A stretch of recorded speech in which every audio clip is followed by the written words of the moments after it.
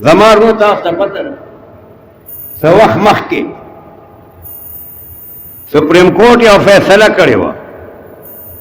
او supreme court کې you case دایر و مبارک Ahmad you Qadiani کافر دی ګوره کافران په دې ملک کې ډېر اوسېږي هندوان اوسېږي کافران سکان اوسېږي عیسایان اوسېږي یهود پکې اوسېږي هر قسم کافر اوسېږي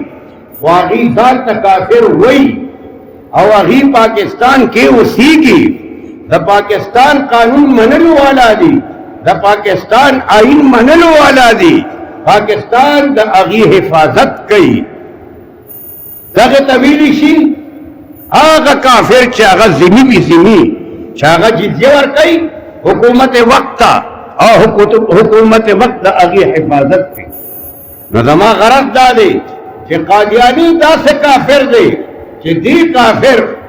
د قرآن پر رڼا کې کافر د حدیث پر رڼا کې کافر د فقه پر رڼا کې کافر د پاکستان د آئین او دستور پر رڼا کې کافر لیکن هغوی ځان ته کافر نه و د دې وجې نه د هغوی حیثیت د نورو کافرانو په شان نه دی د دې وجې نه موږ وایو چې نورو کافرانو سره تعلق هم ساتل پکار دی نورو کافرانو سره خرید فروخت هم پکار دی لیکن قادیانیان ځان ته کافر وایي نه او دی کافر د دې وجې نه هغوی سره تعلق ساتل جایز نه دي د هغوی سره مرسته هم جایز نه ده او که چا دا شک وکړو چې دا کافر نه دي نو ګورې یاد لرئ په دې شک باندې مسلمان کافر کیږي که چا شک وکړو د هغه په کفر کې هغه هم کافر کیږي د دې وجې نه رونو سپریم کورټ کې دا مسله وه یو جعلي قرآن پاک چاپ کړی دی هغه ترجمه د قرآن پاک کې تحریف او تبدیل کړی دی د قادیانانو د خپل مسلک مطابق چاپ کړی دی هغې پابندي لګېدلې ده کیس عدالت ته لاړو سپریم کورټ ته لاړلو یو ځل یې غلطه فیصله وکړه بیا په هغې کې مسلمانان د نظر ثاني لپاره درخواست وکړو کیس یې داخل کړه فیصله یې وکړله فیصله محفوظ کړله هغه محفوظ فیصله یې واوروله غالبا نن دوه ورځې مخکې هغه فیصله دا ده چې قادیانانو ته په خپلو کورونو کې یا په خپلو عبادتګاهونو کې د خپل عبادت اجازت دی موږ وایو اول د هغه ځان کافر وګڼي د پاکستان آئین دې ومني موږ هم وایو بیا دې کوي چې څه یې خوښوي هغه دې کوي خو ځان خو دې کافر وګڼي نو یا بدبخته د سپریم کورټ چیف جسټس مونږ خو دا ډېر ښه سړی دی مونږ وی ډېر ښه سړی دی داسې وړه وړه ږیره یې پرېښودله ډېرې ښې ښې خبرې یې کولې لیکن معلومیږي دا چې دا هم قادیانیت نواز دی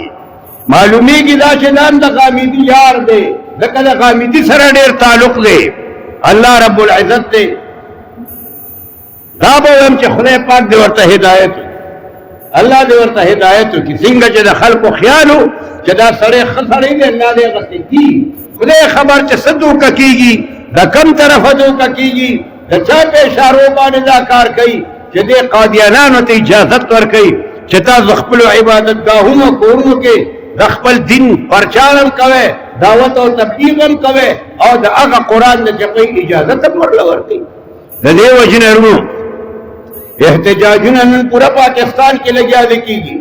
د جمعیت علماء اسلام د طرف نه او د عالمي مجلس تحفظ ختم نبوت د طرف نه دا د ختم نبوت د طرف نه ماته لیکل پورا راغلي دي په دې باندې نو زما ورونو نن احتجاجي مظاهره ده